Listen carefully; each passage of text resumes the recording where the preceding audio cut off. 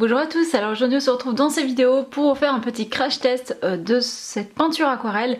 C'est une palette de chez Action qui coûte vraiment pas grand chose et donc j'ai envie de la tester. Je m'attends pas à ce que ce soit fou mais j'aimerais quand même un petit peu voir, comparer un petit peu à une palette de qualité quand même, qui est une palette ici Winsor Newton qui coûte 15 € environ la palette.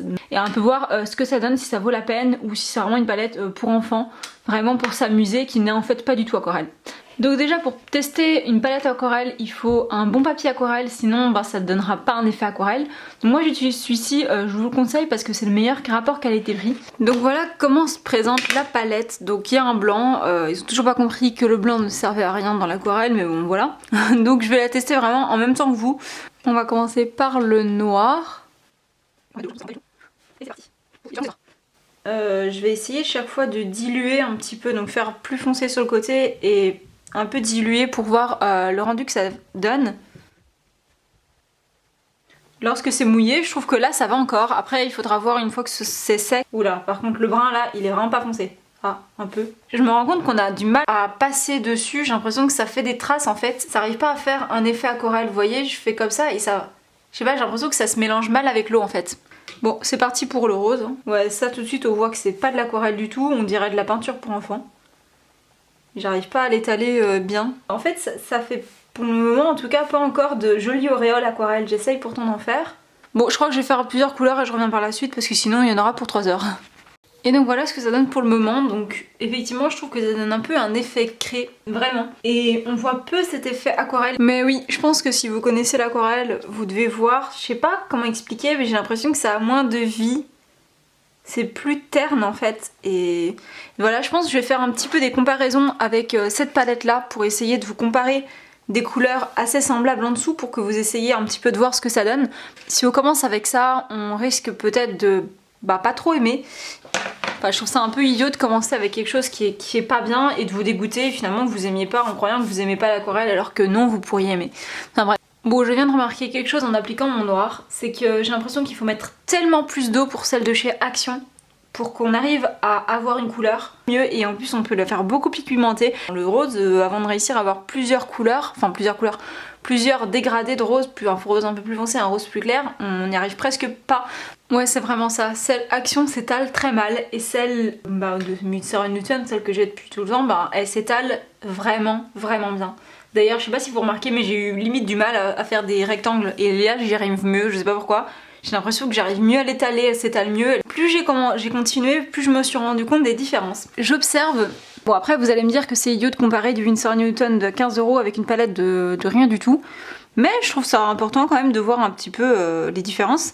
Alors on observe que chez Winsor Newton, on voit vraiment les pigments en fait et on voit... un peu, je trouve même les grains de la feuille en dessous, je sais pas si vous voyez bien, mais ça fait des étalés et des nuances dégradées, mais harmonieux en fait. Et ici on voit plus en fait des traînées, je sais pas si vous voyez, on voit bien ici. On voit aussi qu'il y a des teintes différentes, mais plus par traînées et moins par... Vous voyez, quand on pose la goutte, ça s'élargit comme ça, là ça fait plus des traces et ça s'étale pas en fait. On voit même ici pour le rose et l'orange, on le voit très bien, c'est vraiment... J'ai essayé de faire un peu plus foncé d'un côté qu'un d'un autre évidemment. Et pour les verts, on voit vraiment qu'on arrive à avoir vraiment des teintes différentes. Ici, ça fait plus des taches d'ailleurs. C'est marrant parce que même au toucher, ça gratte plus, c'est bizarre. On dirait que j'ai fait un dessin un peu à la craie, en fait aux peintures pour enfants qu'on a tous eu quand on était petit quoi. Je vais essayer de faire deux aquarelles, une avec celle de chez Action et une... avec l'autre pour voir un petit peu justement niveau mélange de couleurs. Je vais essayer de faire deux fonds un peu galaxie et voir ce que ça donne et je vous montre ça juste après.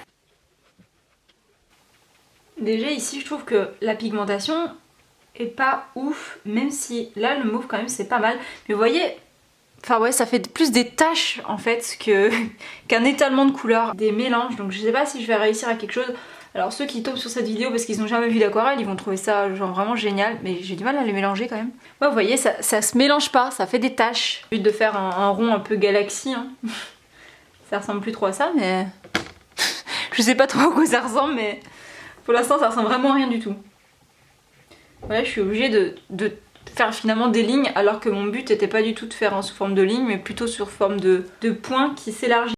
Donc si j'essaye de faire que les couleurs se mélangent mieux entre elles, je vais faire des traits et après séchage, ça fera finalement des traces. Et donc c'est parti pour l'autre, je vais faire la même chose, je vais prendre la plus grande palette, donc c'est pareil en fait. C'est juste qu'au moins j'ai du violet et tout plus facilement, je dois pas faire de mélange. On va essayer de prendre plus ou moins les mêmes couleurs. Vous voyez, là ça fait des taches qui s'élargissent plus. L'autre ça faisait des petits trucs qui se mélangeaient pas. Ici ça se mélange.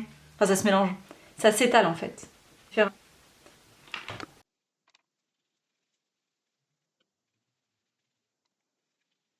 Et voilà, je pense qu'il n'y a même pas besoin que je parle.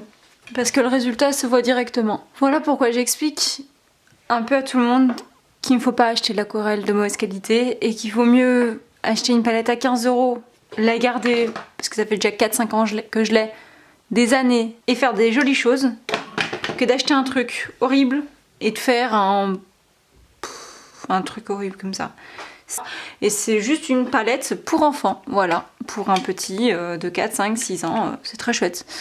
Voilà, bien que je pense limite que si ça arrivera à faire des choses limite plus jolies avec de la vraie aquarelle. Hein. Maintenant, si je peux expliquer, ça se mélange pas, les couleurs sont très fades, ça fait vraiment un effet créé, mais vraiment, et encore en caméra on le voit moins. C'est tout, je pense qu'il n'y a plus rien vraiment à dire. Mais non, ça, même avec de la bonne volonté, on n'y arrivera pas. Bref, j'espère en tout cas que ça vous aura plu. N'hésitez pas à me dire en commentaire si vous l'avez testé. J'ai même l'impression qu'elle... Ouais, c'est pas une blague. J'ai le doigt bleu. Donc en plus de ça, ça déteint. Ce que l'autre, j'ai jamais eu quoi. Donc... ouais, ça fait des petits morceaux, on dirait de la craie, enfin bref. Je vous invite à aller voir mon Instagram, mes boutiques, tout est en barre d'infos. Et je vous dis à très bientôt dans une prochaine vidéo. Bye!